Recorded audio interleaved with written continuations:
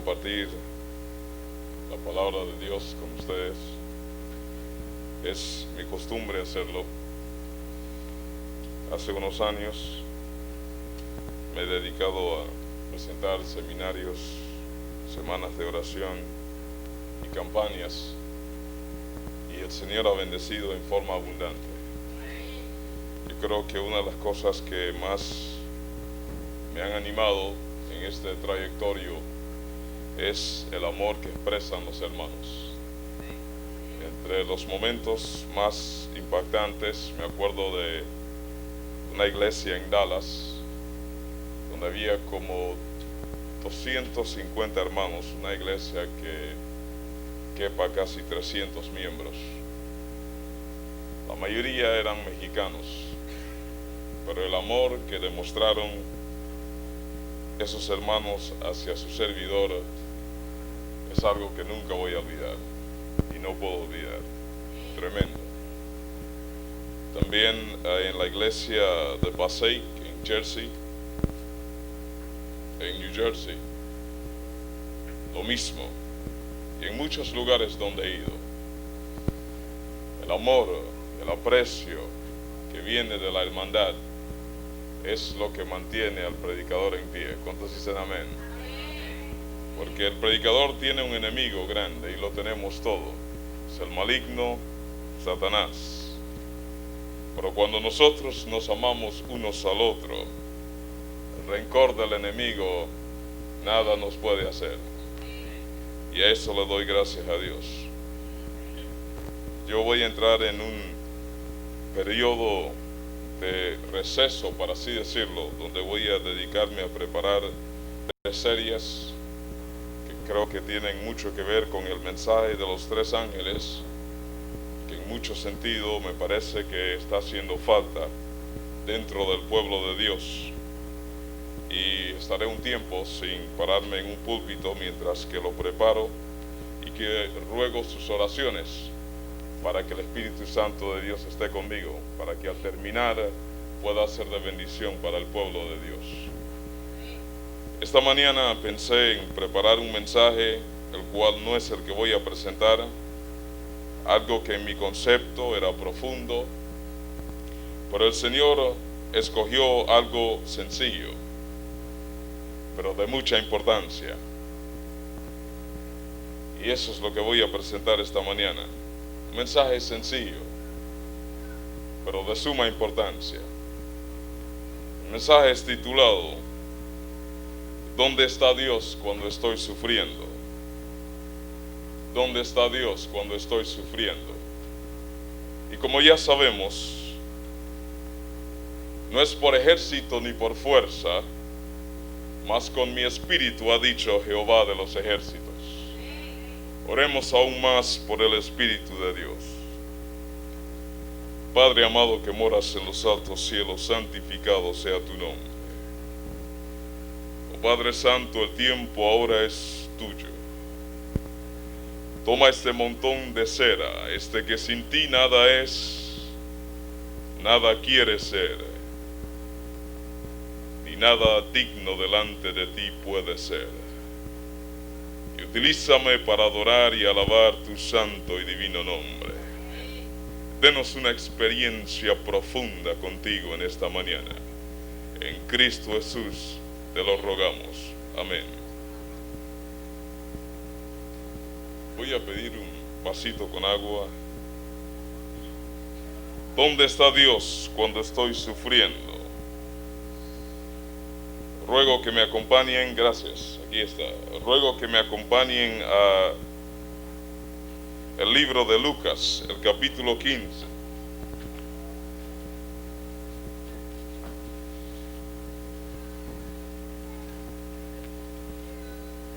Lucas, el capítulo 15. Hay muchos lugares en la Biblia donde podemos recurrir para hallar una respuesta a esta pregunta: ¿dónde está Dios cuando estoy sufriendo? Pero me gusta mucho la manera que ha sido ilustrado en Lucas, el capítulo 15. Y quisiera que meditáramos bajo la dirección del Espíritu Santo en este pasaje bíblico. Dice el primer versículo: Se acercaban a Jesús todos los publicanos y pecadores para oírle. El primer versículo nos dice ya que a Jesús se le acercaba pecadores y publicanos. Jesús era conocido por el hecho de que se asociaba con pecadores. Pero estos pecadores venían para oírle. Porque cada vez que Jesús se asociaba con los pecadores, lo hacía con un sentir de misión, con un deber, con un propósito, la salvación de esas almas. Dice el siguiente versículo: y los fariseos y los escribas murmuraban diciendo: este a los pecadores recibe y con ellos come, lo cual implica que él se asociaba mucho con ellos, comía y bebía. Los fariseos eran líderes de la iglesia y se ofendían de que Jesús, que solía decir ser el Mesías, se asociaba tanto con pecadores.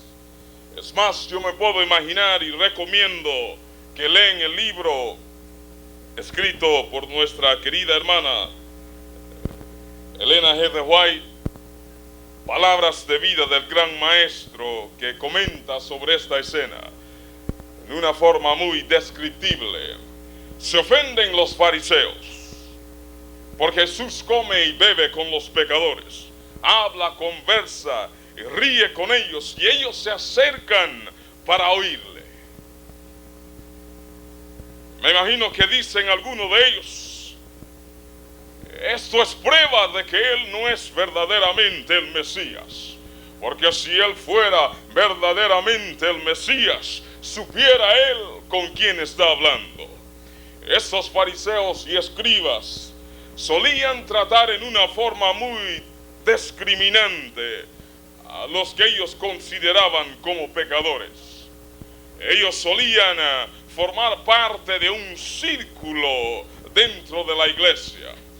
Para ellos el círculo de los santos, el círculo de aquellos que eran favorables ante los ojos de Dios, y toda aquella persona que por alguna razón u otra no parecía pertenecer a este círculo, lo tenían a un lado.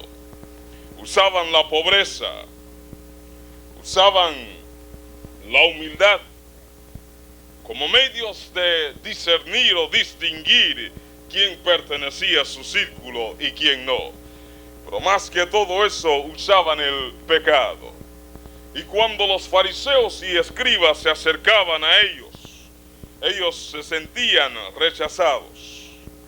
Pero cuando se acercaban a Jesús, se sentían aceptados. Cuando se acercaban a los fariseos y escribas, sentían la culpabilidad del pecado delante de ellos. Pero cuando se acercaban a Jesús, se sentían perdonados. Cuando se acercaban a ellos, se sentían cargados de problemas, y mucho más cuando terminaban de escucharlos, aún más se sentían cargados de problemas y culpabilidad. Pero cuando se acercaban a Jesucristo, se sentían aliviados de penas y de cargas. Se sentían amados en la presencia de su Cristo. Se sentían felices, sentían paz y sentían gozo. Pero Jesús era estorbado por el pensamiento de los escribas y fariseos. Tanto así era el estorbo de sus pensamientos que él les refirió esta parábola, versículo 3. Entonces les refirió esta parábola diciendo: ¿qué hombre de vosotros, teniendo 100 ovejas, si pierde una de ellas, no deja las 99 en el desierto y va tras la que se ha perdido hasta encontrarla? Jesús más bien le estaba diciendo a estos fariseos y escribas: Pecadores o no pecadores, estos son hijos de Dios. Pecadores o no pecadores, Dios los ama. En otra ocasión Él les dice, no he venido para buscar justos, sino para a pecadores al arrepentimiento. Estos son hijos de Dios. Y sepan ustedes que en cuanto más problemas ellos se encuentran, más esfuerzo realiza Dios para rescatarlos. En cuanto más cargados están de pecado, más urgentemente busca Dios cómo librarlos de sus pecados. Mis amigos, ahí está Dios cuando estamos sufriendo. Jesús escoja la escena del pastor de ovejas, porque era una escena muy práctica y común entre ellos. A los que Él le hablaba, entre ellos se hallaban empresarios que habían invertido mucho dinero en la cría de rebaños. Se encontraban también pastores de ovejas, y ellos podían comprender muy bien lo que Jesús decía en esta parábola. A su lados alrededor se encontraba también los pastos verdes y algunas ovejas. Así que la escena era muy familiar, la que pintaba Jesús. Pastor de oveja era un oficio muy común y un oficio de buen sustento para la familia. Era costumbre de que el pastor de ovejas pastoreara 100 ovejas, pues esta era la cantidad de ovejas que se consideraba apropiado para un pastor. 100 ovejas. El pastor de experiencia pastoreaba 100 ovejas, pero el que no era de experiencia quizás tendría que hacer menos. Para el pastor de ovejas era importante mantener el número de sus ovejas. El pastor sacaba 100 ovejas del redil y se esperaba que al ponerse el sol, al empezar a oscurecerse, él volviera a traer 100 ovejas al redil. No 99 ni 98, sino 100. Y para el pastor de ovejas, que era de experiencia, a veces sacaba 100 y traía 101 o 2, porque algunas ovejas parían. Pero era de gran gozo de él siempre volver a traer 100 ovejas, porque si trajera menos, eso era para él una mala reputación. Y nadie quería alquilar un pastor que hacía perder las ovejas. Buscaban pastores que podían proteger las ovejas. Por esta razón era muy importante escoger un buen pastor. Y no era cualquiera que podía ser un buen pastor. El pastor de ovejas tenía que ser un hombre valiente, un hombre con fuerte columna vertebral, un hombre en términos comunes valeroso. Si no era de estas características, no podía ser un buen pastor. Es más, no podía ser un pastor. La primera razón es porque cada vez que el pastor sacaba sus ovejas, lo hacía con riesgo. El riesgo de que un león o un oso o lobos trataran de devorar las ovejas. Y en muchos momentos el pastor está solo con sus ovejas. Cuando le asalta un león a esas ovejas o un oso, y él tenía solo que luchar contra las fieras para rescatar a sus ovejas.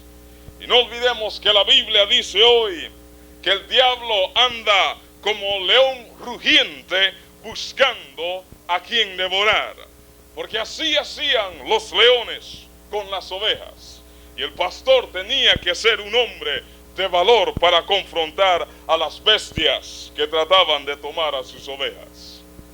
Vemos esto en el carácter de David. Se pensaba que entre David y sus hermanos, él era el más débil en carácter. Pero cuando Goliat confronta al pueblo de Israel, el pequeño de los hermanos, David, el que no era capaz, según ellos, o no era de edad para entrar en guerra, fue el que llegó y venció a Goliat, el pastor de ovejas, un hombre valeroso. A veces el valor puede usarse para el mal, como en el caso de Jacob. Se pensaba que porque Esaú era velludo y cazador de animales, era el valiente entre los hijos. Y Jacob de Isaac, y Jacob por ser pastor de oveja, era el hijo de su madre, el tímido entre los dos hijos. Pero en una ocasión que Esaú sale a cazar y se pierde en el monte y por días está sin comer, él finalmente encuentra su camino a casa, pero estando a algunas millas de casa aún se encuentra con Jacob. Y Jacob estaba cocinando lentejas, y ese aroma cuán refrescante era para el aliento de Esaú, que llevaba días sin comer. Y dice la Biblia que Esaú estaba sintiendo tanto hambre que estaba a punto de desmayarse. Y le dice Esaú a Jacob: dame de comer. Y le dice Jacob a Esaú: dame tu primogenitura. El pastor de ovejas siempre era un hombre de carácter valeroso, fuerte, pero a veces se podía usar para el mal. Pero al fin y al cabo, Jacob cambia su actitud y se convierte totalmente a Dios. Tanto así que Dios cambia su nombre. No más serás llamado Jacob, sino que serás llamado Israel. Pero tenía que ser valiente el pastor de ovejas. En la mañana temprano el pastor de ovejas saca sus ovejas. Y en el Salmo 23 encontramos los versículos que iluminan nuestras mentes con las siguientes escenas. El pastor saca sus ovejas, y cuando él las saca tiene que llevarlos a distancia.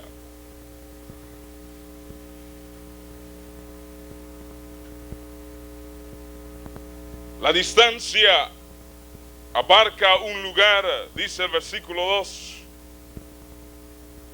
en lugares de delicados pastos me hará descansar. El pastor tenía que llevar las ovejas a un lugar donde ellas podían encontrar pastos. Y no podía ser cualquier pasto, porque hay hierbas fuertes o duras, cuyos bordes son filosas y podían herir la boca de las ovejas, que eran animales muy delicados.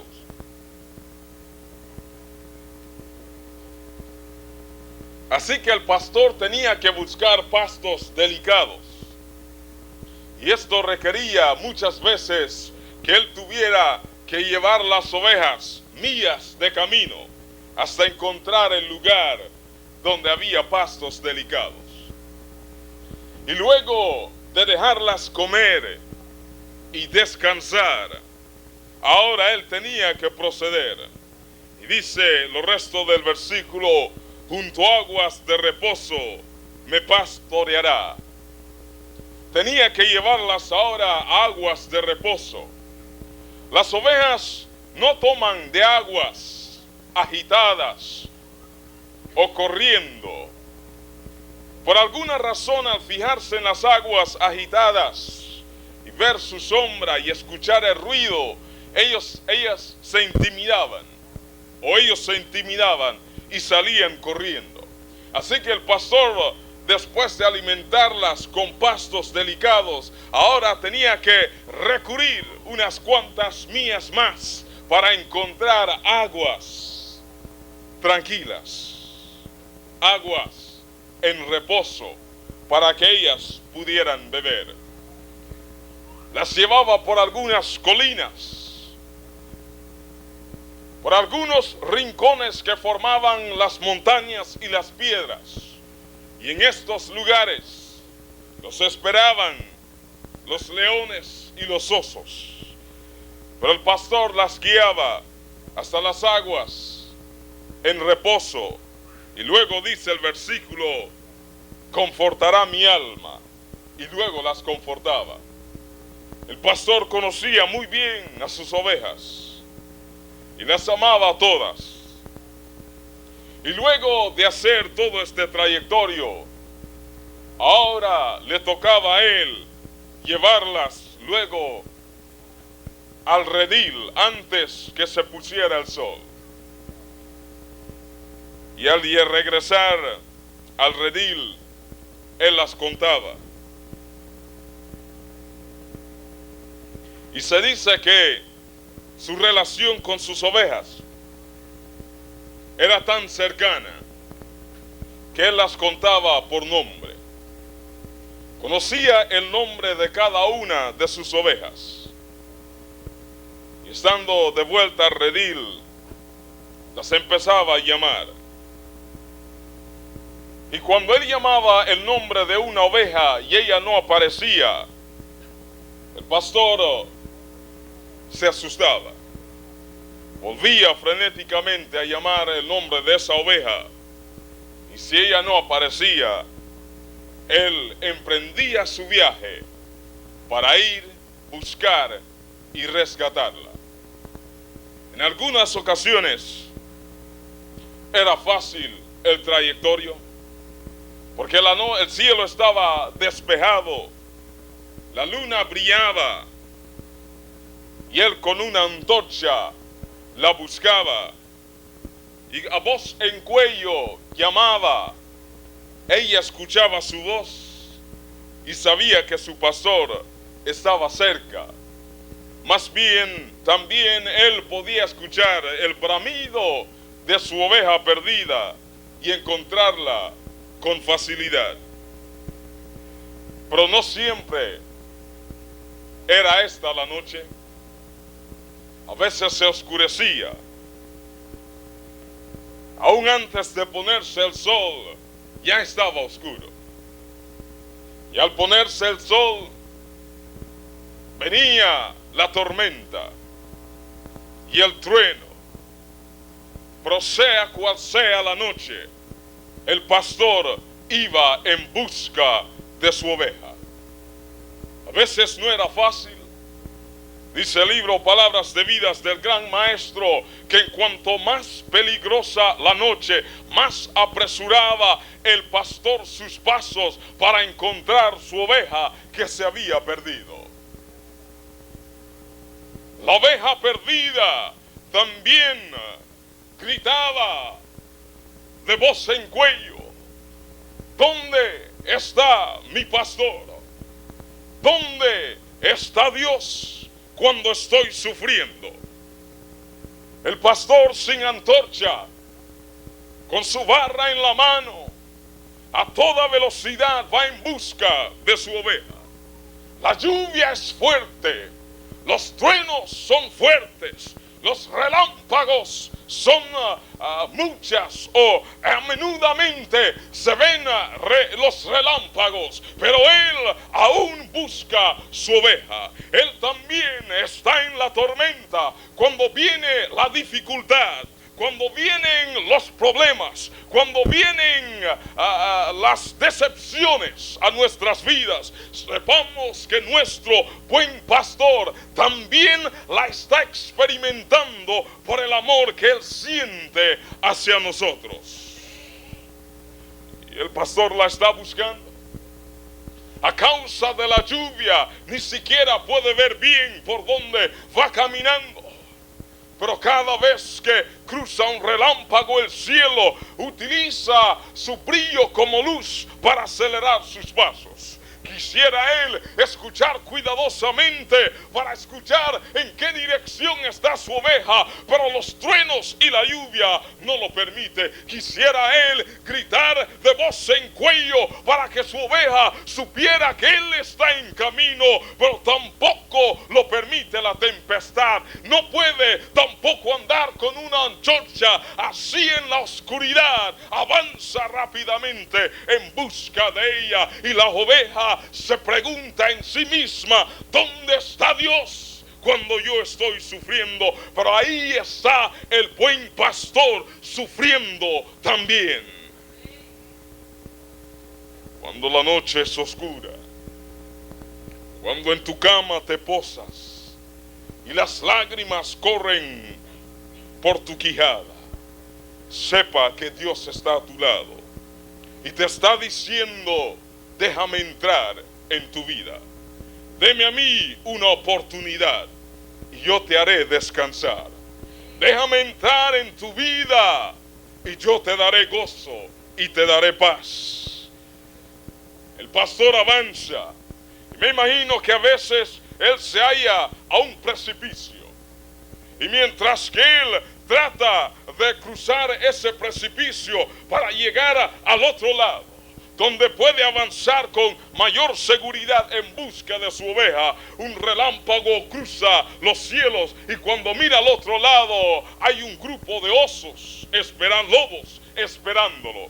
Dice David que en una ocasión, mientras que él estaba guardando sus ovejas, llegó un oso y agarró una de ellas, o para agarrar una de ellas, y cuando él vio ese oso, sacó su honda, le puso una piedra y lanzó fuertemente y golpeó al oso y la ahuyentó para que dejara tranquilo a su oveja. Pero en otra ocasión dice David que llegó un león y agarró una de ellas, y parece que en esta ocasión David había dejado a un lado su barra y había dejado a un lado su honda, porque la Biblia describe que él, al ver que el león agarró a su oveja y que se la estaba llevando, David, no teniendo cerca sus armas, salió corriendo y a mano limpia se tiró contra ese león y lo agarró por su barba y lo sacudió fuertemente hasta que el león soltó su oveja. Y cuando el león suelta la oveja, entonces ataca a David, y David dice: a mano limpia él vence a ese león, porque el Espíritu de Dios estaba sobre él. Pero esto demuestra cuán grande es su amor. El pastor está siempre dispuesto a dar su vida por sus ovejas. Así es el buen pastor.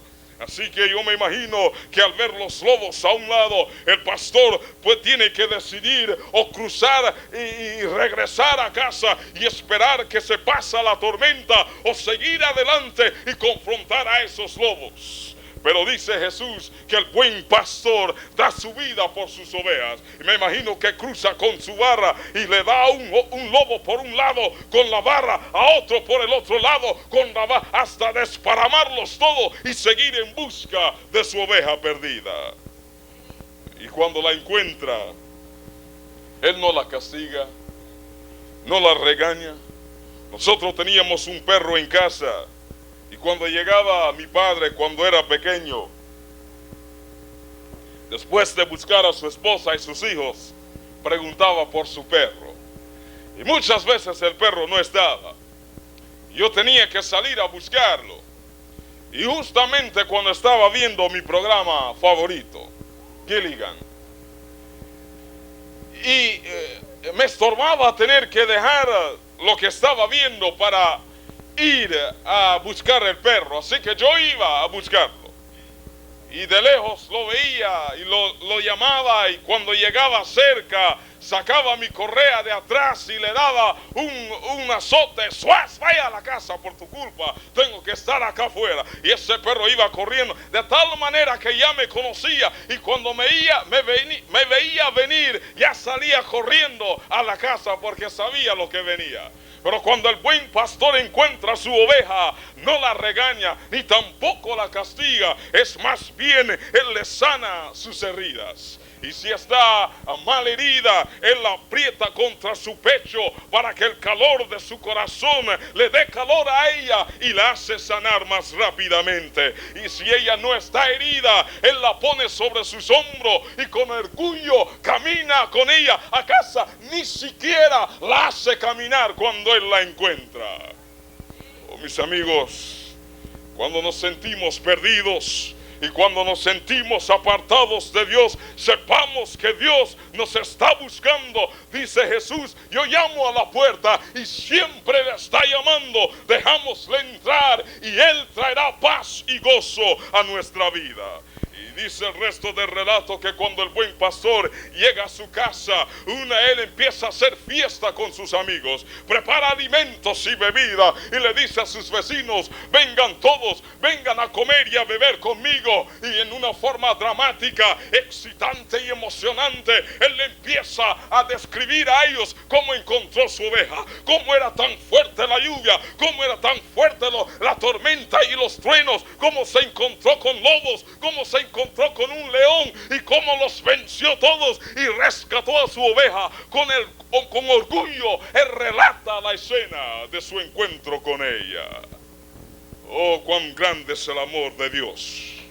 La tormenta representa la dificultad que tiene Dios para alcanzarnos cuando estamos perdidos. La tormenta representa cuánto pasa Dios y cuánto sufre Dios para llegar a nuestros corazones cuando estamos perdidos. Y muchas veces es porque le hacemos más caso al diablo cuando estamos perdidos que el caso que le hacemos a Dios. Él nos dice que Dios ya no nos quiere. Él nos dice que hemos pecado demasiado, que ya no tenemos utilidad para con Dios, pero sepamos que Dios nunca deja de amarnos ni de buscarnos.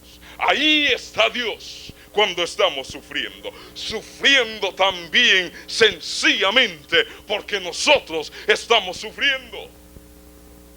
Lo que tenemos que hacer es aprender a confiar en Dios y no habrá más sufrimiento. Yo creo que la pregunta que debe ser hecha esta mañana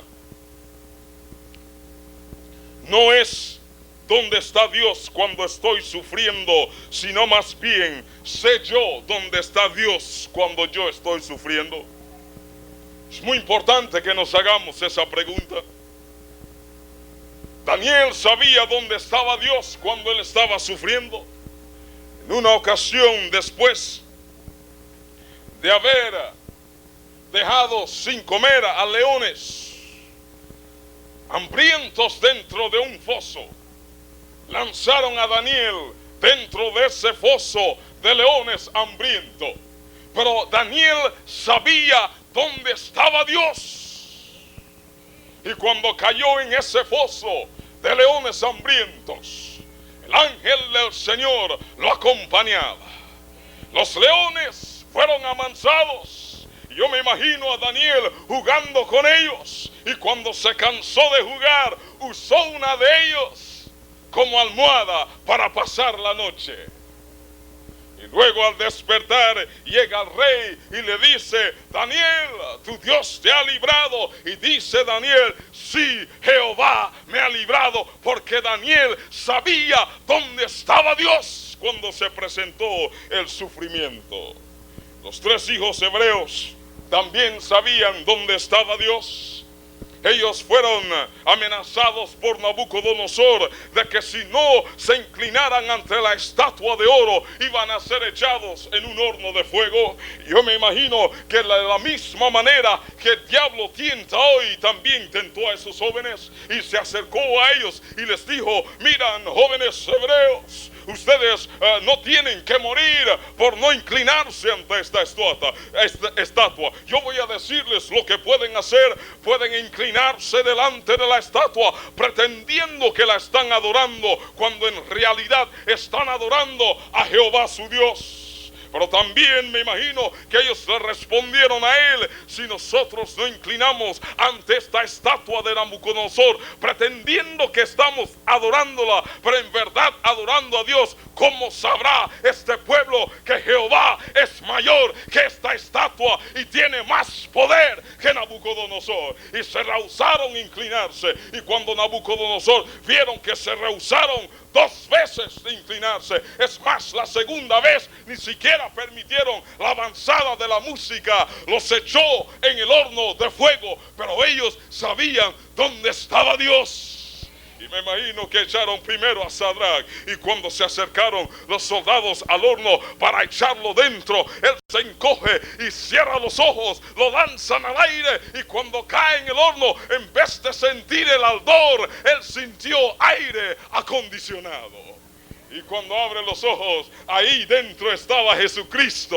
Y ellos empezaron a hacer culto, a cantar himnos de alabanza a Dios. Y cuando Nabucodonosor escucha eso, para él eso es algo extraño, porque debería escuchar gritos, debería escuchar llantos, pero está escuchando alabanza. Y se asoma al horno y ve que no hay 3, hay 4, porque ellos sabían dónde estaba Dios cuando llegó el sufrimiento. La pregunta es: ¿sé yo dónde está Dios cuando llega el sufrimiento? Así era con Pablo. Él sabía dónde estaba Dios. En una ocasión, después de haber naufragado en el océano y nadado alguna distancia para llegar a la orilla, Pablo y los demás fueron ayudados por las personas de aquel pueblo.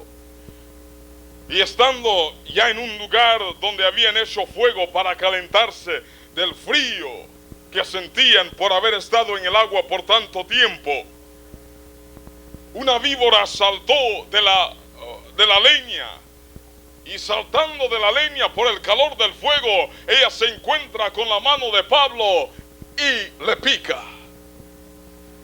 Los habitantes de aquella región, al ver la víbora, sabían que ella era muy venenosa y era cuestión de segundos para que Pablo cayera muerto en el mismo lugar donde estaba. Pero esperaron varios segundos y nada pasó. Esperaron más y nada ocurrió. Y cuando vieron que Pablo no había caído muerto con la picada de esa serpiente, ellos se postraron para adorarlo a él, porque decían ellos que él era un Dios. Pero Pablo más bien les enseñó acerca del verdadero Dios. No cayó muerto cuando lo picó una víbora venenosa, porque Pablo sabía dónde estaba Dios. Y la pregunta esta mañana es: ¿sé yo dónde está Dios cuando estoy sufriendo? En otra ocasión la Biblia describe que Pablo es apedreado por sus compatriotas judíos, quienes lo consideran a él ahora un traidor de parte de los cristianos. Y lo agarran y lo sacan afuera y lo empiezan a apedrear una piedra tras la otra. Yo no sé si a alguno de ustedes le ha pegado una piedra alguna vez, pero a mí me ha pegado uno, y sin abrir brecha alguna. Eso duele bastante, y no hay piedra que pega que no duele. Pero ellos apedreaban hasta la muerte, y apedrearon a Pablo hasta considerarlo totalmente muerto. Pero Pablo sabía dónde estaba Dios. Y dice la Biblia que después de apedrearlo, los cristianos, que eran poco en número, ocultados a lo lejos, llorando, veían a su héroe Pablo ser apedreado hasta la muerte. Y después que se apartaron los que lo apedrearon, llegaron ellos para recoger su cuerpo muerto. Se le acercaron y se le rodearon a Pablo, quitándole las piedras de encima. Y Pablo se levanta, se sacude y empieza a caminar con ellos. Acababa de ser apedreado, pero no ha sentido dolor alguno, porque Pablo sabía dónde estaba Dios cuando estaba sufriendo. Oh, mis amigos, ¿sabe usted dónde está Dios? ¿Cómo puedo saber dónde está Dios? Como Daniel. ¿Cómo puedo saber dónde está Dios? Como Mesach, Sadrach y Abednego. ¿Cómo puedo saber dónde está Dios? Como Pablo. Hay una forma en que podemos saber dónde está Dios. tenemos que buscar a Dios todas las mañanas. Aquí podemos encontrar a Dios si todos los días recogemos nuestras Biblias y estudiamos la palabra de Dios. Si establecemos una relación con Dios diaria, si tenemos una comunión con Dios profunda, no una comunicación ocasional. Cuando hay problemas, ¿dónde está Dios? Y cuando no hay problemas, no conozco a Dios. No esa clase de relación. No una relación donde nuestra oración consiste nada más en peticiones, sino también en conversación con Dios. Cuando buscamos y tenemos este tipo de relación con Dios, venga la prueba que sea que venga, nosotros sabremos dónde está Dios y no habrá prueba que nos pueda vencer. Oh, mis amigos, mis hermanos, el enemigo tiene como propósito buscar la manera de que no sepamos dónde está Dios cuando hay problemas. En esta mañana yo quiero hacer un llamado. Yo creo que debemos ser francos con nosotros mismos y también con Dios. ¿Cuántos no le prometemos a Dios estudiar su palabra de cierta manera, pero nunca lo hacemos? ¿Cuántas veces no entra la matutina y decimos, vamos a estudiarla todos los días? ¿Y cuántas páginas hay en ella que ni siquiera sintió nuestros dedos? ¿Cuántas veces llega la lección de la escuela sabática y decidimos estudiarla hasta saberla casi de memoria cuando llegamos aquí, y apenas el viernes en la noche hallamos tiempo para repasarla? ¿Cuántas veces no decidimos estudiar el año bíblico? Y aunque no terminamos a tiempo en diciembre, pues por lo menos en febrero debemos terminar del otro año. Pero viene el otro año y todavía estamos en Génesis. Oh, mis amigos, si eso es lo que nos está pasando, eso implica otra cosa, que estamos sufriendo. Y como cristianos no debemos estar sufriendo. Tenemos un Dios demasiado poderoso para estar sufriendo. Si vendrán las pruebas, si vendrá la dificultad, si vendrá la tragedia, pero no serán causa de sufrimiento si sabemos dónde está Dios. Si es tu deseo esta mañana, decir, Señor, yo quiero hacer un pacto contigo. Ese encuentro cercano que he prometido tener contigo, en la cual he fallado todos estos años, de ahora en adelante me voy a empeñar con mayor esfuerzo por tu gracia lograrla. Si este es tu deseo, y solamente si este es tu deseo, yo te invito a poner en pie. Yo te invito a ponerte de pie. Dios cree en el simbolismo, por eso está el arco iris en el cielo. Dios cree en el simbolismo, por eso existió el arca del pacto dentro del santuario. Dios cree en el simbolismo, por eso existe el bautismo. Al ponerte en pie, le estás pidiendo a Dios una sola cosa: un encuentro tan profundo y tan cercano que cuando llegan las pruebas, usted sabrá exactamente dónde está Dios. Al igual que Pablo, Daniel, Mesac, Sadrach y Abednego, reír en la cara de la tragedia. Al ponerte en pie, Dios acepta tu señal. Ahora hay que poner manos a la obra. Él te llamará. Él te levantará a veces a las 2 de la mañana y te dirá: levántate, ponte a orar. Habrás pensado levantarte a las 8 de la mañana y a las 5 de la mañana Él te despertará. Habrás sacado tiempo para ver un programa especial en tu televisión. Y en ese preciso momento Dios te dirá, es momento de comunicación. Ahora que te has comprometido tener esta relación con Dios, cuando llega ese momento, cuando Dios te llama, por favor, respondemos a Él. El trayectorio del buen pastor en la tormenta describe lo difícil que le resulta a Dios llegarnos a nosotros. Pero no debe ser así. Servimos un Dios demasiado poderoso para que las dificultades reinen en nuestra vida. Podemos vencerlas todas con fe y con confianza, porque todo lo podemos en Cristo que nos fortalece. Pero debemos saber dónde está Dios, y no lo sabremos sin una comunicación íntima con Dios todos los días de nuestra vida.